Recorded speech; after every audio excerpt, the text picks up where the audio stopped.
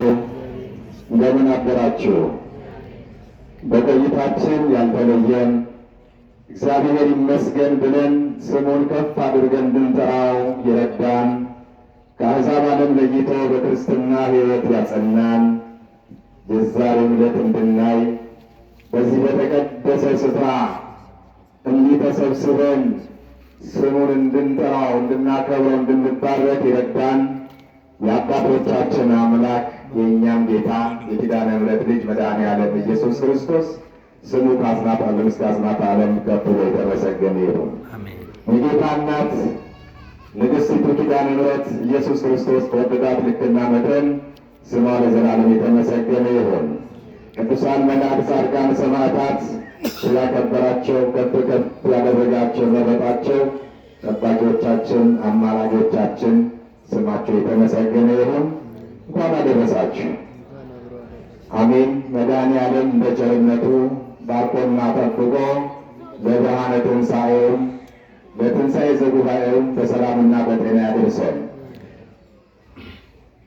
እግዚአብሔር ቢረዳን ጌታ ሆይ ንገረን፣ ይህ መቼ ይሆናል በሚል ኃይለ ቃል እኔ ሳይገባኝ ባሪያው በፊታችሁ ቆሜያለሁ እንድናገር ቀና አንደበት የሚወዳችሁ ልጆቹ ደግሞ ቃሉን እንድታስተውሉ አስተዋይ ልቦና ለሁላችንም ያድለን። በማቴዎስ ወንጌል ምዕራፍ 24 ቁጥር 3 ላይ የምናገኘው ኃይለ ቃል መነሻው ሁላችሁ እንደምታውቁት የዛሬው ዕለት ደብረ ዘይት ብለን እናከብራለን። ደብረ ዘይት ብለን ስናከብር ከተለመደው መጠሪያ ከበዓልነቱ ባሻገር ማክበር ብቻ ሳይሆን ራትን እንዴት ማስከበር፣ ነፍስን እንዴት ማስከበር እንደሚቻል እንነጋገራለን። ደብረ ዘይት ብለን ስንል በየጊዜው እንደምታውቁት መምህራን እንደነገሩ እንዳስተማሩን ደብር ማለት ቦታ ማለት ነው። እንደዚሁም ደብረ ዘይት ስንል ወይራ ማለት ነው። ወይራ የበዛበት ተራራ አካባቢ ስፍራ ማለት ነው። ይህ ስፍራ ከኢየሩሳሌም ዋና ከተማ በ75 ሜትር በምስራቅ በኩል የሚገኝ ጌታችን መድኃኒታችን ኢየሱስ ክርስቶስ በተከታታይ ለሐዋርያቱ ራሱን እየገለጠ ድንቅ ድንቅ ሥራ የሰራበት አካባቢ፣ ቀን በምኩራብም በመቅደስም አስተምሮ ማታ ሲሆን ደግሞ እዛው ከደብረ ዘይት ተራራ ስር ዋሻ አለችውና ማደሪያ ያደረጋት ድንቅ ስፍራ ነች። ካሉ ተራራዎች፣ ኮረብታዎች ብዙ ጊዜ ከሐዋርያቱ ጋር ሐዋርያትን ከሕዝብና ከአሕዛብ ለይቶ የሚያገኛቸው፣ የሚነግራቸው፣ የሚያስተምራቸው በዚሁ በደብረ ዘይት ተራራ ነው። ደብረ ዘይት ተራራ ከስሩ የእመቤታችን የቅድስት ድንግል ማርያም አስክሬን ወይም መቃብር ይገኛል። የደብረ ዘይት ተራራ በመጨረሻም ጌታችን መድኃኒታችን ኢየሱስ ክርስቶስ እንደሚመጣም ነግሮናል። መጽሐፍ የሚፈጸመው በዚሁ በደብረ ዘይት ተራራ ነው። ስለ ደብረ ዘይት ተራራ ብዙ ማውራት ይቻላል። ነገር ግን ስለ ደብረ ዘይት ተራራ ብዙ ማውራት ታሪኩን ካወቅን ብዙ ማውራቱ አይጠቅመንም። ሊጠቅመን ወደሚችል ርዕስ ነው መሄድ መቻል ያለብን። ለምንድን ነው የዛሬ ቀን አንስተን የምንነጋገረው? ሐዋርያትስ ጌታ ሆይ ንገረን፣ ይህ መቼ ይሆናል ብለው ሲናገሩ ለምንድን ነው ይሄ ጥያቄ ሊጠይቁት የቻሉት? በምን ምክንያት ነው? ሁላችሁ እንደምታውቁት አንድ ታሪክ አለ። በዚህ ማቴዎስ ወንጌል ምዕራፍ 24 ከቁጥር 1 ጀምረን ስናነብ ሐዋርያቱ ተሰብስበው ሕዝብና አሕዛብን ጌታን አጅበውት ሰሎሞን 46 ዓመት የተቀበረበትን ታላቁን ቤተ መቅደስ ውቡን ቤተ መቅደስ የሚያምረውን የሚያብረቀርቀውን ቤተ መቅደስ ሊያሳዩት ሊያስጎበኙት ወሰዱት። ጌታ ሆይ ይህን ቤተ መቅደስ ተመልከት፣ ሰለሞን የተቀበረበት ነው። 46 ዓመት የፈጀ ግዙፍ ቤተ መቅደስ ነው። የመጀመሪያ ቤተ መቅደስ ነው። ስለዚህ ቤተ መቅደስ ምን ትላለህ ብለው ነበር የጠየቁት። የጌታ የኢየሱስ ክርስቶስ መልስ ግን ሐዋርያቱ በጠበቁት ልክ አልነበረም። አንዳንዴ የእኛ ጥያቄና የእግዚአብሔር መልስ ይለያያል።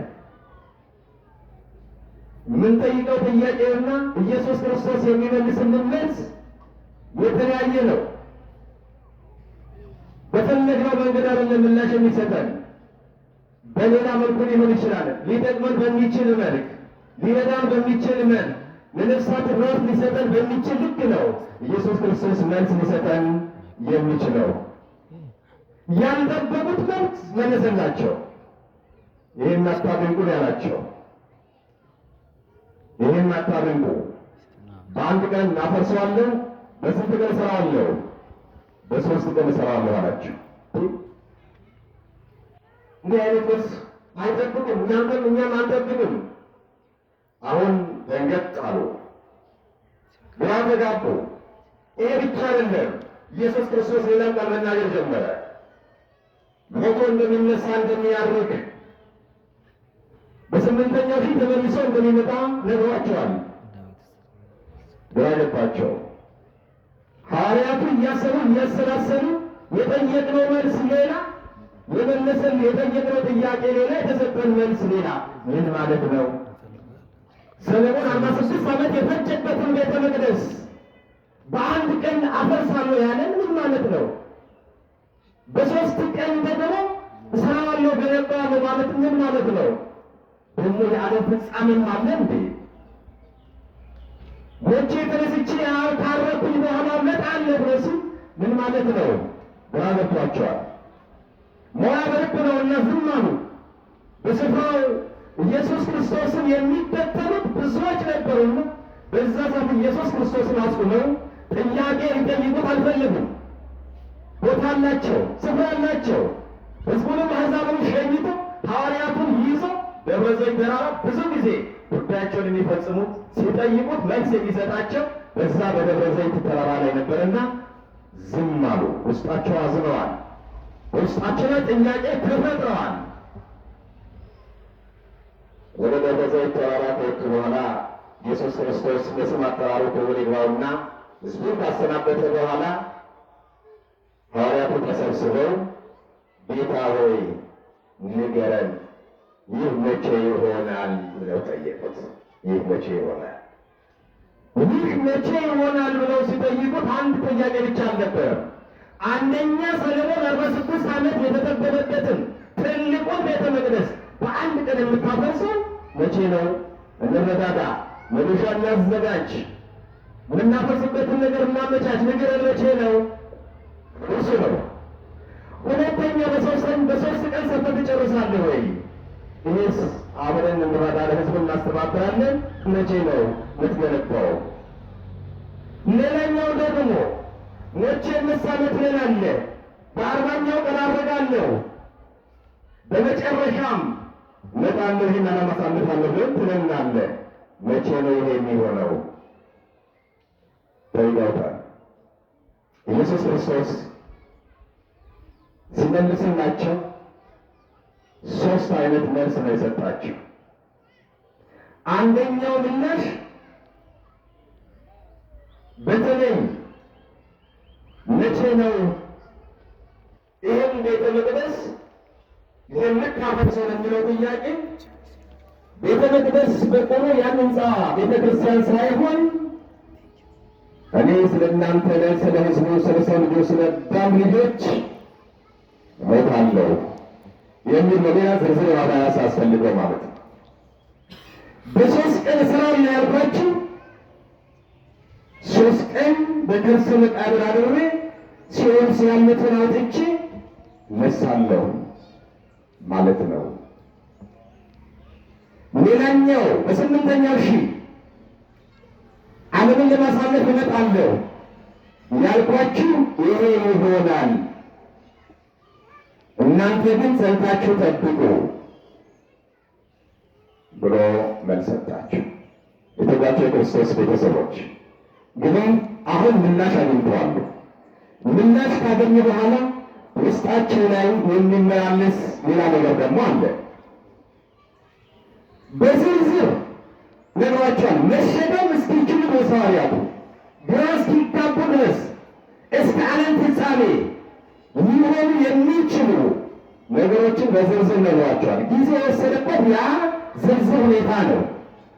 ማስጠንቀቂያ ነው፣ ማስታወሻ ነው፣ ማስገንዘቢያ ነው። 8 አይነት ምልክቶች እንደሚኖሩ እስከ ዓለም ፍጻሜ 8 ትልልቅ ምልክቶች እንደሚኖሩ በዝርዝር ቁጭ አድርጎ አስረድቷቸዋል። እኔም እናንተ በደንብ ተረድተናል። ይህንን ቤተ መቅደስ በአንድ ቀን አፈርሷል ሲባል ኢየሱስ ክርስቶስ ቤተ መቅደስን የሚያፈርስ አምላክ አይደለም። ቤተ መቅደስን በደሙ የሚያንስ እንጂ በደሙ የሚገነባ እንጂ የሲኦል ደጆች የማያናውጡት ቤተ መቅደስ ኢየሱስ ክርስቶስ በደሙ ይሰራል እንጂ ቤተ መቅደስን አያፈርስም። እኛም ከእኛ እምነት ውጭ ያሉ ሰዎች በቀጥታ እንደወረደ ስለሚተረጉሙት ግራ ይጋባሉ። ይህና ለእናንተ ግን ቀላል በ3 ቀን ገነባዋለሁ ሲል አይሁዶች እንጂ ከባድ ይህና ለእናንተ ኢየሱስ ክርስቶስ 3 ቀን በከርሰ መቃብር አድሮ እንደሚነሳ ለእኛ ግልጽ ደግሞ አድርጎታል፣ አሳይቶናል። ክብር ለእሱ ይሁን። ይሄ ቀላሉ ነው። ነገር ግን ከባዱ ነገር ለእኔም ለእናንተም እስከ ዓለም ፍጻሜ ላለን ሰዎች ተራ በተራ የምንሸኛኝ ሰዎች የተቀመጡልን እነዚህ 8 ምልክቶች ምንድን ናቸው የሚለውን ነገር አጠር አድርገን ትምህርታችንን እንጨርሳለን። ማን ይርዳን? ማን ያስተምረን? ስሙ ለዘላለም የተመሰገነ ይሁን። የተባላችሁ የክርስቶስ ቤተሰቦች አንዱ ሐሰተኞች ክርስቶሶች ይነሳሉ የሚለው ነው።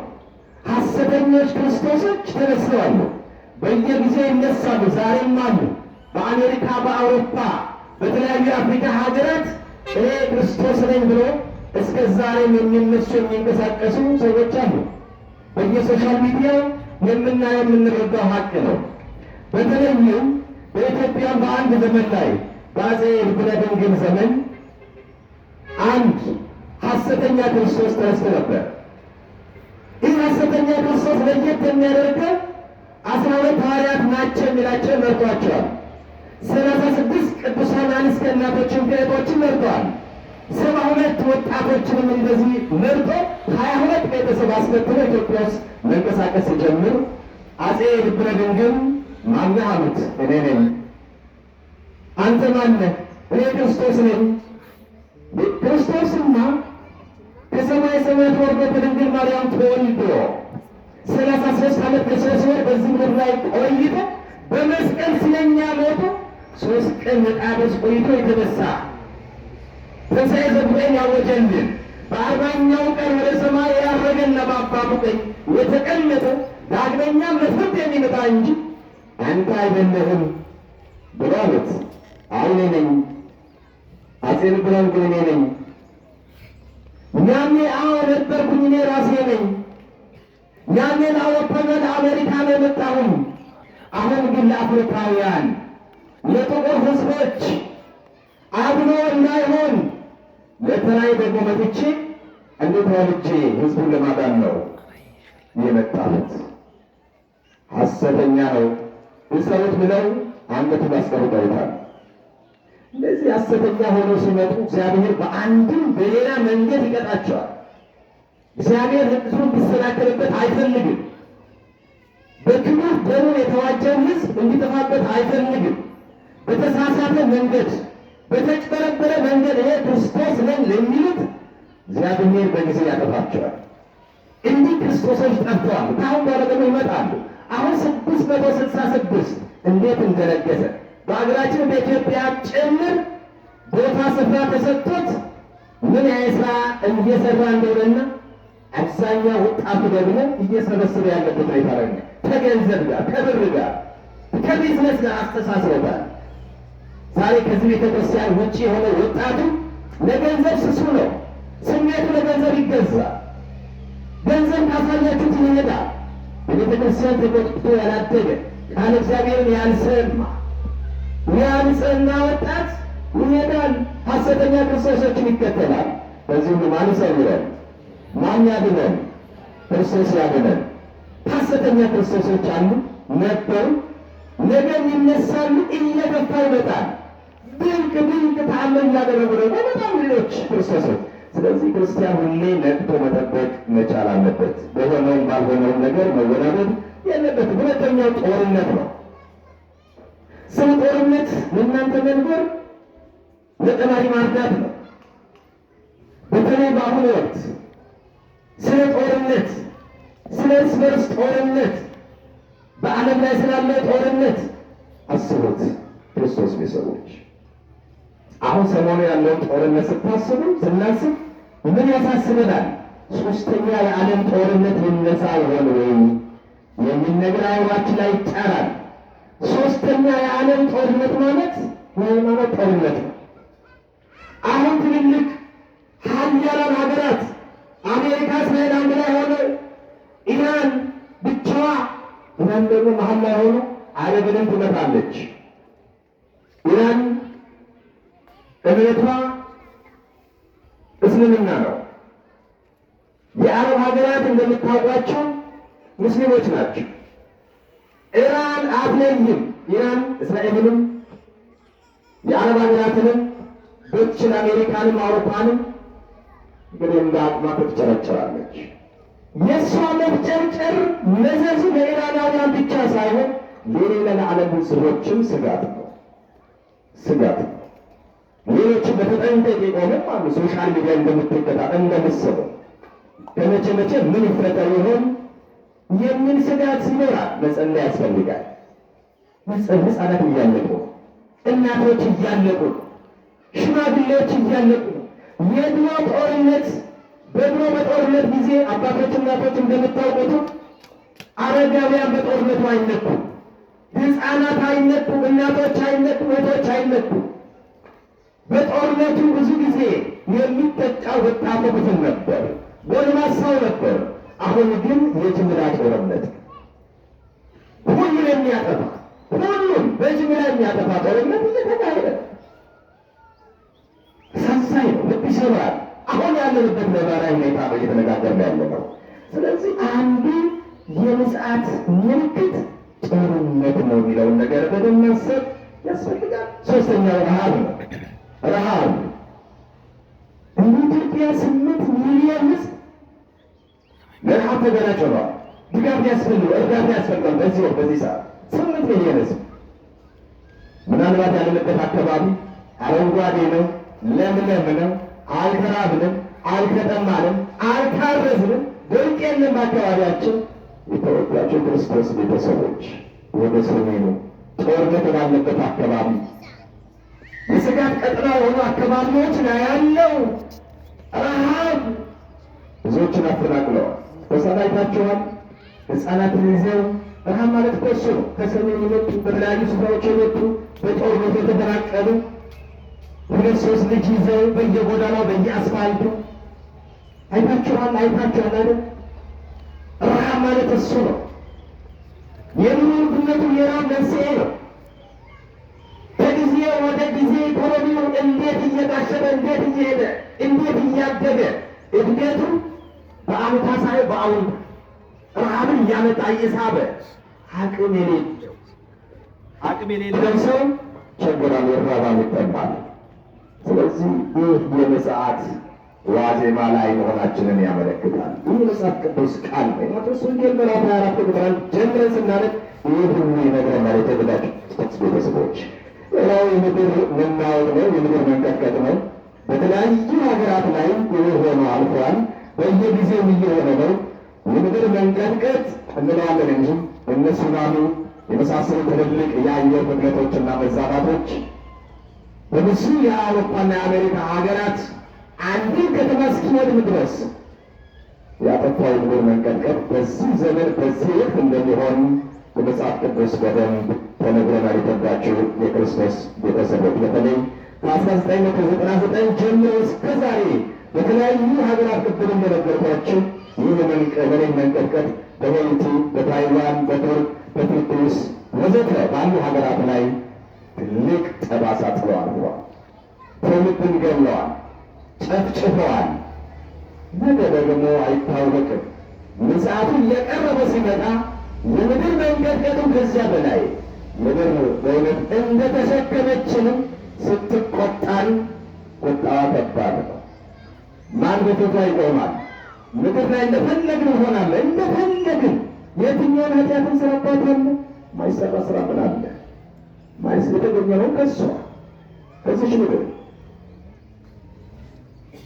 በተቆጣች ጊዜ ግን በተንቀጠቀጠች ጊዜ ግን ባህሩም ሸኪላ ምንድን ይንቀጠቀጣል፣ ባህርም ይናወጣል። አቅም ያለው ፍጥረት አይኖርም። አቅም ያለው ፍጥረት አይኖርም። ብዙዎችን አጥፍቶ ይሄዳል። ስለዚህ የምድር መንቀጥቀጥ ይሆናል፣ ይከሰታል የተባለ በዚህ በምጽአት ዋዜማ ላይ ነው። የተወደዳችሁ የክርስቶስ ቤተሰቦች የክርስቲያኖች መከራ አምስተኛው የክርስቲያኖች መከራ ሩቅ ሀገር ዘመን በቅርቡ አርሲን ዘመን እየሆነ ያለው ጦርነት የአንድ ቀን ጦርነት ደግሞ ጦርነት አይደለም።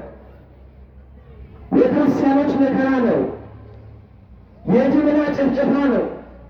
ሕፃናት፣ እናቶች፣ ወጣቶች፣ አሮጊቶች፣ ሽማግሌዎች ሳይቀሩ የደብር አስተዳዳሪ ቤት ባለበት በጥይት ተመቶ ይሞታል። እየተለየ እየተለቀለ ይህ ሊሆን ያለው መቼ ነው? ዛሬ ነው። እየባሰበት እየቀጠለ እንጂ ያለው ጋብ ያለ ነገር የለም። ደግሞ ሊሆንም አይችልም። ለምን? ትንቢት ነዋ። መፈጸም ስላለበት መደረግ ስላለበት ጌታ የተናገረው ቃል ኢየሱስ ክርስቶስ በደብረ ዘይት ከመገለጡ በፊት ከመምጣቱ በፊት እነዚህ ነገሮች እንደሚሆኑ በደንብ የተቀመጠ ነገር ስላለ ልንጸልይ ያስፈልጋል።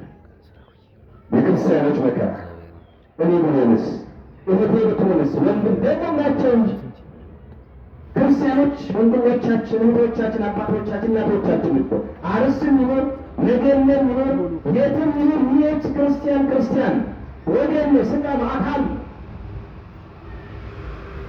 ልንጸልይላቸው ያስፈልጋል። ልንበረከትላቸው ያስፈልጋል። ወደ ፈጣሪ ልናንጋጥጥላቸው ያስፈልጋል። እንዲህ ለጦርነት ለመከራ ለስቃይ ተጋላጭ ለሆኑ አካባቢዎች ዛሬም አሉ። ስጋቱ ዛሬም አለ። ሀይ ባይም የለም። ክርስቲያኖች ሀይ ባይም የለም። ባልኮ ጊዜ እየከፋ እየመጣ ያለበት ሁኔታ ምን ስትቆጣ ቅድም እንዳልኳቸው የሰሞኑ ጋር የአርባ ምንጭ ዙሪያው ያ ከመቶ በላይ ህዝብ የቀጠፈው መሬት ናዳ መንሸራተት መሬት ሲገባል ያኖችን መሬት ያቆየችን መሬት የተፈጠርንባት መሬት አሁን የምታገባ መሬት አብቅላ የምትመግበን መሬት ስትቆጣ ደግሞ ላያችን ላይ ትገለበታል። አሳዛኝ ይሆናል። በቃ ይቀጥላል። ግድ እኮ ነው። ሰማይ እንደምድር ያልፋል፣ ቃል ግን አያልፍም። እግዚአብሔር ቃል ምን ሆነ ሊደረገ ተብላችሁ ክርስቲያኖች። ስለዚህ የክርስቲያኖች መከራ በአንድም በሌላ መንገድ ገፍቶ ይሄዳል። ነገ ወደኛ ማይመጣበት መከራ ውስጥ እናንገባበት አንድም መተማመኛ የለንም። መተማመኛችን መድኃኔዓለም ኢየሱስ ክርስቶስ። ለዚህ ደግሞ ለመጨረሻው ዘመን በተለያዩ መቅሰፍቶች የምናልፍ ከሆነ ግድ ነው አብሮ መቀበልን ይጠይቃል። ስድስተኛ ሐሰተኞች ነቢያት የተባሉት ይነሳሉ። ይሄ ደግሞ እውነት በመናገር ይህ ወንጌል ከተነገረ የዛሬ ስንት ዓመት ነው? ስንት ዓመት? አሁን ሆነ ዘመኑ አሁኑ በየመንደራችሁ፣ በየጎረቤታችሁ፣ በየአስፋልዳሩ፣ በየከተማው ሐሰተኞች ነቢያት ምን ያህል እንደተበራከቱ መቼስ የአደባባይ ምስጢር ነው። አሁን ለምዕመናን ማስረዳት ተገቢ አይደለም። ለምን እዚህ ወደ ምረት ላይ መጣችሁ እስቲ ስለ ሐሰተኛ ነቢያት ተናገሩ መስክሩ ትባሉ እኔ ከማወራ ይልቅ በደንብ ታባሩታላችሁ። ከዚህ በላይ ምልክት ምን አለ? ይሄ ሁሉ ሲነግራቸው ሐዋርያቱ ዝም ብሎ እየሰሙ ይሆናል፣ ይደረጋል፣ ይሆናል፣ ይደረጋል ሲነግራቸው ዝም ብሎ ከማዳመጥ ውጭ አስቆሞ መቼ ይሆናል የሚለውን ነገር ቁልፉ መድኃኔዓለም ጋር ብቻ ነው ያለው።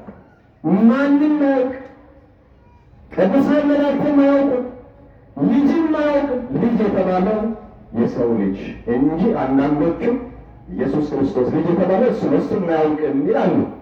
የሚመጣውስ ማን ሆነና ነው አያውቅም የሚባለው? እሱ ማያውቅ ነገር አለ? ኢየሱስ ክርስቶስ ለስም አጠራሩ ክብር ይግባውና የሚመጣው እሱ ነው። ልጅ የተባለ የሰው ልጅም አያውቅም።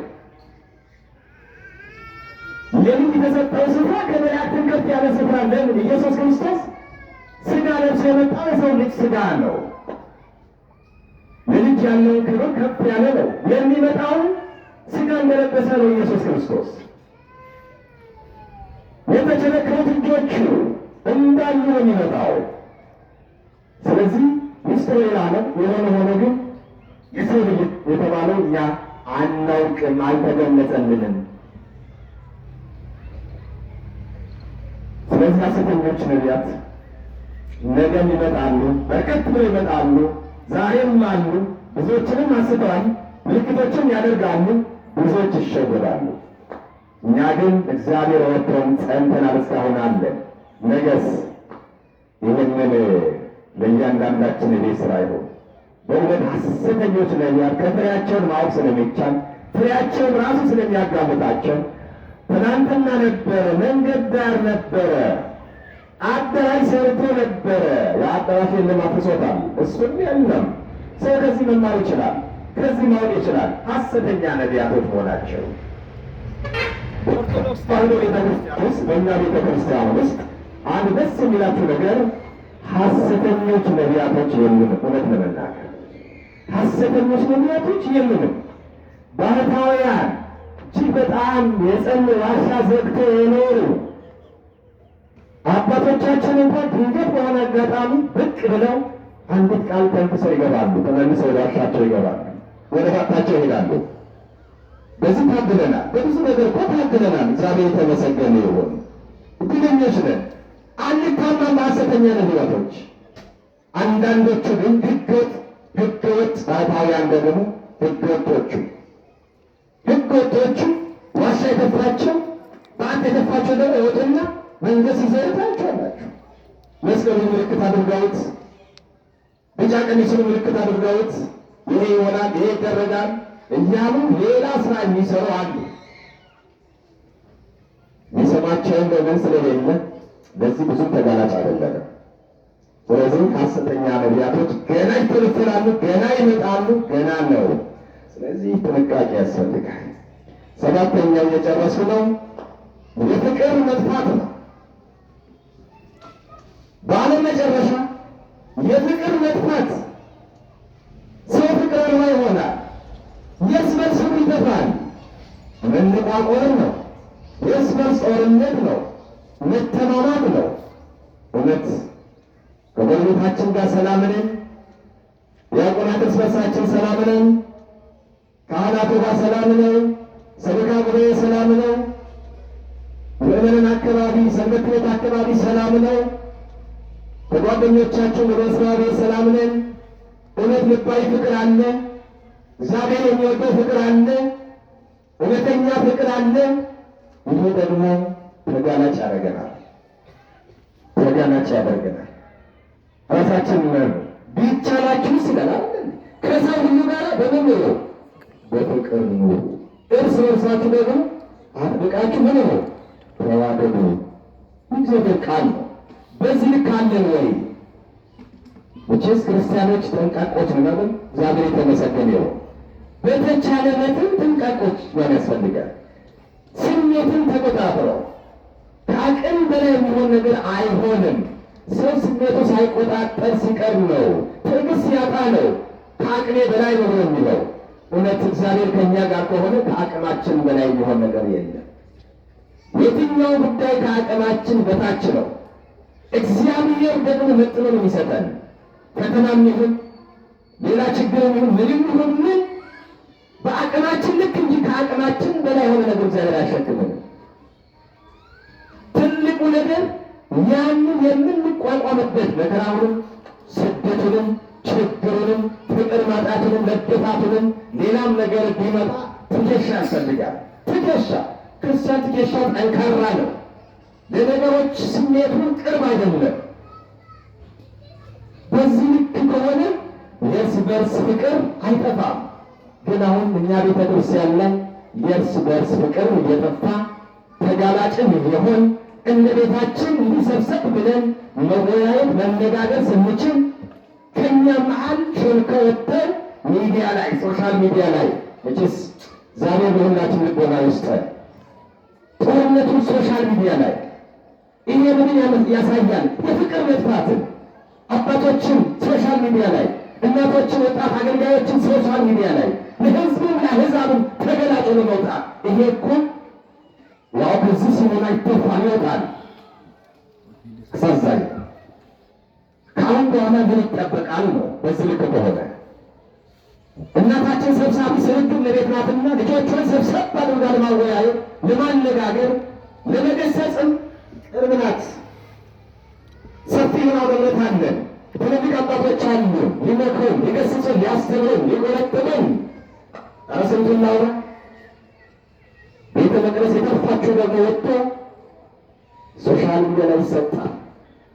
ገበናም ያወጣ። የተለየ ገበና የለንም። ቤተክርስቲያን ልዩ ገበና የላትም። የተለየ ነገርም የለም። ራሳቸው ተጋላጭ ይሆናሉ። ይሄ ጥሩ አይደለም። ወጣቶች አደራ፣ እኔ አደራ ምለው የፈለገ ነገር ይፈጠር፣ እዚህም ይሁን ሌላም ቦታ ይሁን ከባድም ነገር ይፈጠር፣ ቀላል ነገር ሀሳቡን ሰብሰብ አድርጎ ሀሳቡን አደራጅቶ ስሜትን ዋጥ አድርጎ በጨዋ ደንብ ወደዚህ ወደ አባቶች ወደ ቅዱስ ቤተክርስቲያን በንደባደብም ያምርብናል። ቤታችን በንደባደብ ሌላውን ተውት። መሰናበብም አስፈላጊ አይደለም፣ መደባበብም አስፈላጊ አይደለም፣ ሌላውም አስፈላጊ አይደለም። የጨዋይቱ ቤተክርስቲያን ልጆች ስለሆን በጨዋ ደንብ በእውቀት በብስለት መነጋገር ይቻላል። ይቻላል እኮ ሁሉ ነገር አለ እኛ ቤት። ምንም የጎደላት ነገር የለም። ቤተክርስቲያናችን ለምን ለውጭ የምንወጣው? ለምን ተጋላጭ የምንሆነው? ተጋልጠን ሌላውን ለምን የምናጋልጠው? እስቲ እግዚአብሔር ሰብሰብ እንዲያደርገን ጸልይ። ፍቅር እየጠፋ መጣ በዚህ ምክንያት። ስለዚህ ምን ስለሆነ የዓለም ፍጻሜ ጌታ ኢየሱስ ክርስቶስ ምጽአት ዋዜማ ላይ ስለሆን እነዚህ ነገሮች ሁሉ እያጋለጡ ወጡ። አሁን እርስ በርሳችን ጦርነት እንድንጀምር የውጭውን ኃይል አይደለም፣ ከዚህ ያፈነገጠው ኃይል ሊሆን አይችልም። ስለዚህ እንመካከር፣ እንተሳሰብ፣ እንወያይ። የመጨረሻው ስምንተኛው የወንጌል አገልግሎት ነው። ወንጌል በዓለም ሁሉ ይሰበካል ነው የሚለው መጽሐፍ ቅዱስ። ይህ የተባለ ማቴዎስ ወንጌል ምዕራፍ 24 ቁጥር 1 ጀምሮ ባለው ልክ ነው። አሁን ይህን ያነሳው ልትነጋገር ያለ ነው። ወንጌል በዓለም ሁሉ ይሰበካል። ለምን? ሕዝቡም ይወቅ፣ አሕዛብም ይወቅ፣ በሁሉ ይረዳ። በመጨረሻ ጊዜ ሲጠየቅ የት ነበርክ? ምን ሠራ ስንባል አላየሁም አልሰማሁም እኮ አልተነገረኝም እንዳይል ምክንያት እንዳያቀርብ ወንጌል በዓለም ሁሉ ይሰበካል። አሰባበኩ ይለያያል፣ አረዳዱም ይለያያል፣ ትርጉሙም ይለያያል። እንደ ቤተ እምነቱ እንደ ዶክተሩ ወደ እኛ እንምጣ፣ እንጨርስ። ወደ እኛ ስንመጣ ተሰብኮልናል፣ ሰምተናል። መስማት አይደለም አዳምጠናል፣ ሆነን ተገኝተናል። የተወደዳችሁ ክርስቶስ ቤተሰቦች ዛሬም የሐዋርያቱ ጥያቄ ማንሳት ይጠበቅብናል። እኛን ወክለው ሐዋርያቱ ጠየቁ፣ እኛንም ወክለው ምላሽ አገኙ፣ አስተላለፉልን። በቂ ነው። ክርስቲያን ሁሌ ጠያቂ አይሆንም። ጥያቄውን መልሱ ተሰጥቶናል። ድጋሜማ የሚጠይቀን ኃይል ኢየሱስ ክርስቶስ የት ነበርክ የት ነበርሽ ነው መጨረሻ ጊዜ የምንጠይቀው እሱ። ምላሽ አዘጋጅተናል። መታወቂያው አለን መታወቂያው ፓስፖርቱ ተዘጋጅቷል። በሆነ ምክንያት እስካሁን በስተቀር አሜሪካ ያለ ፓስፖርት መውጣት ይቻላል? መሄድ ይቻላል? አይቻልም። እባካችሁ ኢየሱስ ክርስቶስ ሲመጣ ምልክት ይፈልጋል። መታወቂያ ይፈልጋል። መታወቂያው ንስሐ ገብቶ ቅዱስ ሥጋውና ክቡር ደሙን መቀበል ነው። ምንም ኃጢአት እንስራ፣ ምንም ሁሉ ነገር አዘጋጅተን ሁሉ ነገር ተዘጋጅቶልናል። ይህን ዕድል አለመጠቀም ሞኝነት ነው። እንጨፈልቃለን። የአባቴ ብሩካን ዓለም ሳይፈጠር የተዘጋጀላችሁን መንግሥተ ሰማያት ወርሱ ዘንድ ወደ እኔ ኑ የሚለው የሕይወት ቃል የሚሰሩት የተዘጋጁት ናቸው። መታወቂያ አላቸው። መታወቂያ አላችሁ። በዚህ ተሰለፉ። መታወቂያው ደሙ ነው። መታወቂያው ሥጋው ነው። ሁላችሁ ምእመናን፣ ሁሉ የሚቀርቡት ካህናቱ፣ ሁሉ የሚቆርቡት ዲያቆናቱ፣ ሁሉ የሚቆርቡት ሕፃናቱ፣ ምእመናን አባቶችና ወንድሞች እህቶቼም ጭምር እናቶቼም የተዘጋጃችሁ አላችሁ። ቆራቢዎች አላችሁ፣ ሌሎችም አላችሁ። ሌሎቻችንስ ያለምንም ልዩነት በቀኙ በኩል ተሰልፈን የአባቴ ብሩካን ስንባል ነጭ ለብሰን ነጭ ተጎናጽፈን ለዘላለም የተዘጋጀችውን መንግሥተ ሰማያት ለመውረስ ተዘጋጅተናል። ቀኑ አልተገለጸም። ምልክቱ ተነግሮናል። ሊሆን ያለው ሊፈጸም ያለው ነገሩ ተነግሮናል። ይሄው ግልጽ በዓይናችን እያየን በእጃችን እየዳሰስን ባለንበት ዘመን ላይ ደርሰናልና፣ ግን የእኛ ዝግጅት ምን ይመስላል? ምንድነው ምክንያት ማብዛት? ምንድነው ምን ለመቆይ ምሳሌ ለመገባት? ዛሬ የምናያቸው አባቶች ካህናት ነገ እናያቸው ይሆን? መካነ ኢየሱስ ላይ አይታችሁ ከሆነ በመጨረሻው ዘመን ይላል አባቶች ካህናት አይኖሩም። የሚተካቸውን ብዙም አይደለም። በወቅቱ የቀሩ ክርስቲያኖች ዛፍንም ባዩ ሰዓት ንስሐ ይጠይቃሉ። የዛፍ ጉቶን ባዩ ሰዓት ንስሐ ይጠይቃሉ። ምን መካነ ኢየሱስ ይሄ ዘመን ከመሆኑ በፊት ምን እየሰራህ ነው? ምንድነው ምክንያትህ? ምንድነው ምክንያትሽ? ወደ ንስሐ ወደ ሥጋው ደሙ ማመጣበት ወጣቶች ስንጋባ በማንዱ ሆኜ ተክሊል ስፈጽም በሥርዓተ ቤተ ክርስቲያን ስጋባ ዋና የገባው የሚደቅድ መጠን ነው። የነገርስ ታውቀዋለህ? እናውቀዋለን። ነገ የማቀን እንደሆነ ከሰዓት በኋላ የማቀን እንደሆነ ከዚህ ሰዓት በኋላ የማቀን እንደሆነ መጽሐፍ ሊሆን ይችላል። ከመጽሐፍ ሊሆን በፊት ደግሞ እንቆራለን። ተራ በተራ ብዙ ተጠርተው ሄደዋል።